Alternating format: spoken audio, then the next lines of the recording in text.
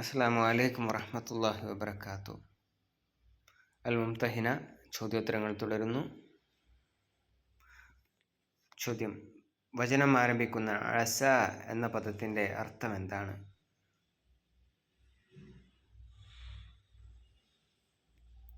ശരി ഉത്തരം ആയേക്കാം അല്ലെങ്കിൽ ഉണ്ടായേക്കാം. അടുത്ത ചോദ്യം: ശത്രുക്കൾ മിത്രങ്ങളായി മാറുന്നത് എങ്ങനെയാണ് സംഭവിക്കുന്നത്? ഉത്തരം: അവർ ഇസ്ലാം സ്വീകരിക്കുന്നതിലൂടെ ശത്രുത മാറി വിശ്വാസികൾ തമ്മിലുള്ള സ്നേഹം നിലവിൽ വരുന്നു. ശത്രുതയിലായിരുന്നവർ മിത്രങ്ങളായ ചരിത്രപരമായ സംഭവം ഏതാണ്? മക്ക വിജയത്തിന് ശേഷം അബൂ സുഫിയാൻ റളിയല്ലാഹു അൻഹു ഉൾപ്പെടെയുള്ള ഒട്ടേറെ ശത്രുക്കൾ ഇസ്ലാം സ്വീകരിച്ചത്.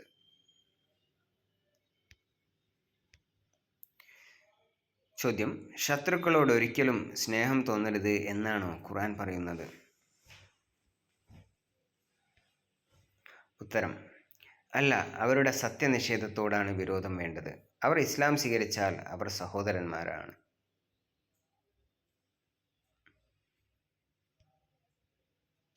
അടുത്ത ചോദ്യം: വല്ലാഹു ഖദീർ എന്നത് വിശ്വാസികൾക്ക് നൽകുന്ന സന്ദേശം എന്ത്?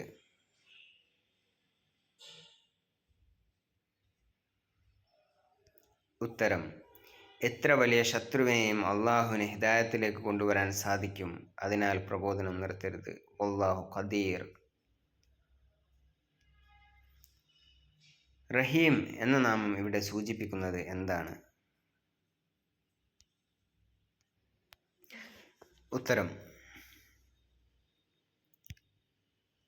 ശത്രുക്കളെ പോലും നേർവഴിയിലേക്ക് നയിക്കുന്നത് അള്ളാഹുവിൻ്റെ കാരുണ്യമാണ്. അടുത്ത ചോദ്യം: ലാ യൻഹാകുമുല്ലാഹ് എന്ന പ്രയോഗത്തിൻ്റെ അർത്ഥം എന്താണ്? ഉത്തരം: അള്ളാഹു നിങ്ങളെ വിലക്കുന്നില്ല അല്ലെങ്കിൽ തടയുന്നില്ല.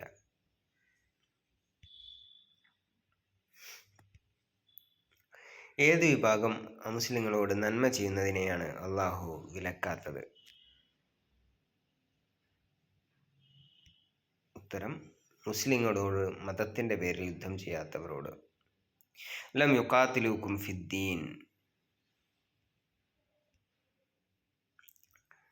തുഖ്സിതു ഇലൈഹിം എന്ന പദത്തിൻ്റെ അർത്ഥം എന്താണ്?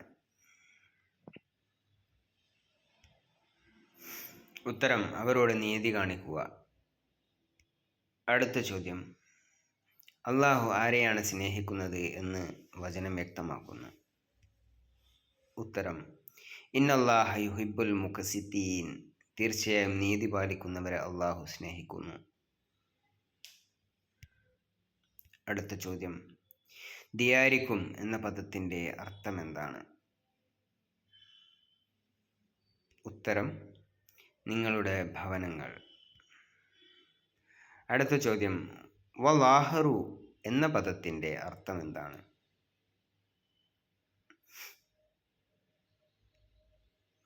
അവർ സഹായിച്ചു അല്ലെങ്കിൽ അവർ പിൻബലം നൽകി എന്നുള്ളതാണ് വലാഹറു എന്ന പദത്തിൻ്റെ അർത്ഥം. ശത്രുക്കളോട് ഉറ്റബന്ധം പുലർത്തുന്നവരെ അള്ളാഹു എങ്ങനെയാണ് വിശേഷിപ്പിക്കുന്നത്? ഫഉലൈക ഹുമുൽ ളാലിമൂൻ. അക്കൂട്ടർ തന്നെയാണ് അക്രമികൾ.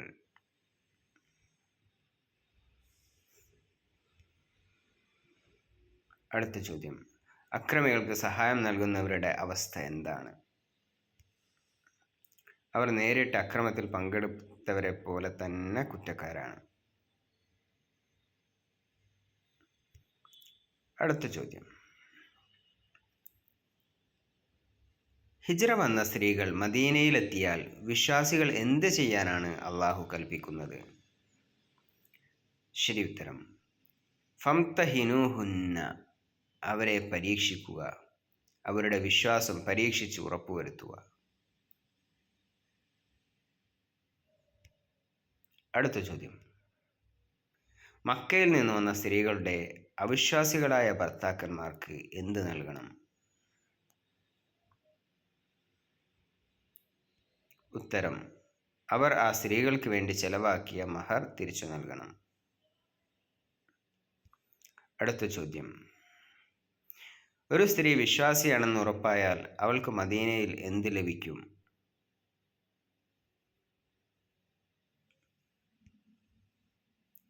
ഉത്തരം: രാഷ്ട്രീയ അഭയവും സുരക്ഷിതത്വവും. വിശ്വാസിനികൾക്ക് അഭയം നൽകുന്നതിൽ മുസ്ലിം സമുദായത്തിനുള്ള ഉത്തരവാദിത്വം എന്ത്? ഉത്തരം: അവരെ സംരക്ഷിക്കുകയും അവിശ്വാസികളുടെ മർദ്ദനത്തിലേക്ക് വിട്ടുകൊടുക്കാതിരിക്കുകയും ചെയ്യുക.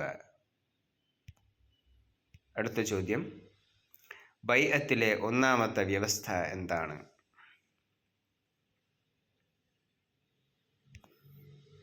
ഉത്തരം: അള്ളാഹുവിൽ യാതൊന്നിനെയും പങ്കുചേർക്കില്ല, ഷിർക്ക് ചെയ്യില്ല എന്നത്. അടുത്ത ചോദ്യം: രണ്ടാമത്തെ നിബന്ധനയായി വചനത്തിൽ പറയുന്നത് എന്ത്?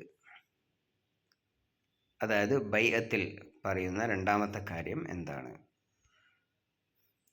ഉത്തരം: മോഷ്ടിക്കില്ല എന്നത്. ദാമ്പത്യ ജീവിതവുമായി ബന്ധപ്പെട്ട് ഇതിൽ പറയുന്ന വിലക്ക് ഏതാണ്? ബൈഅത്തിൽ പറയുന്ന വിലക്ക് ഏതാണ്? ഉത്തരം: വ്യഭിചരിക്കില്ല എന്നത്. ബൈഅത്ത് സ്വീകരിച്ച ശേഷം പ്രവാചകൻ അവർക്ക് വേണ്ടി എന്ത് ചെയ്യണം?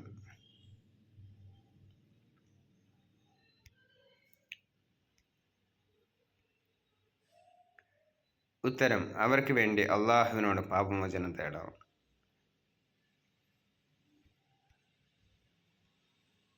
അടുത്ത ചോദ്യം: വിശ്വാസികളോട് ആരുമായി ബന്ധം പുലർത്തരുത് എന്നാണ് അള്ളാഹു കൽപ്പിക്കുന്നത്? ഉത്തരം: അള്ളാഹുവിൻ്റെ കോപത്തിന് ഇരയായ ജനതയുമായി. ഗാളിബല്ലാഹു അലൈഹിം. സൂറത്തുൽ മുംതഹനയുടെ തുടക്കവും ഒടുക്കവും തമ്മിലുള്ള സാമ്യം എന്ത്?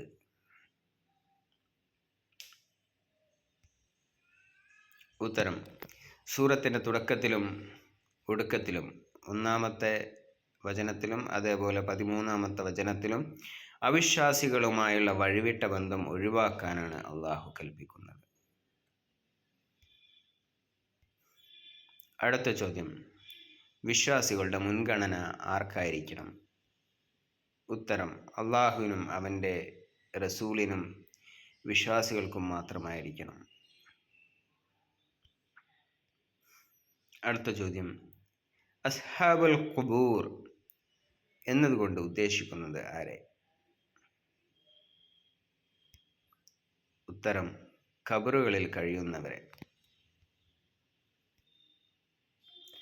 പരലോകത്തെ നിഷേധിക്കുന്നത് ഒരാളുടെ സ്വഭാവത്തെ എങ്ങനെ ബാധിക്കുന്നു?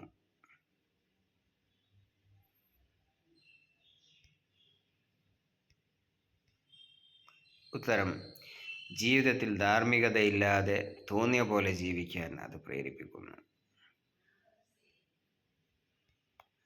അടുത്ത ചോദ്യം: വിശ്വാസികൾക്ക് പരലോകത്തുള്ള പ്രതീക്ഷ എന്താണ്?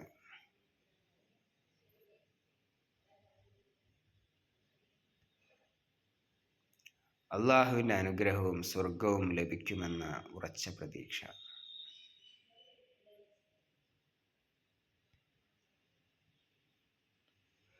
ഈ വചനം നമ്മുടെ പ്രാർത്ഥനകളിൽ എങ്ങനെ പ്രതിഫലിക്കണം?